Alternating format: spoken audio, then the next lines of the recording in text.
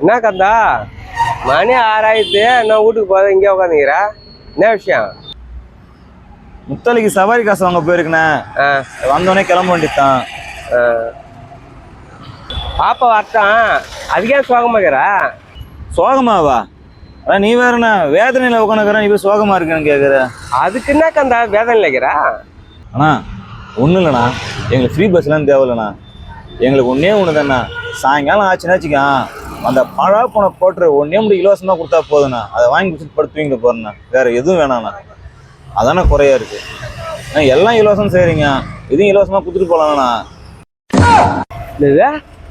போட்டு இலவசம் வேணுமா? ஆமாம், ஏன் கொடுத்தாண்ணா எது இலவசமாக தரீங்க, ஏன் அதை கொடுத்துட்டு போகக்கூடாதா?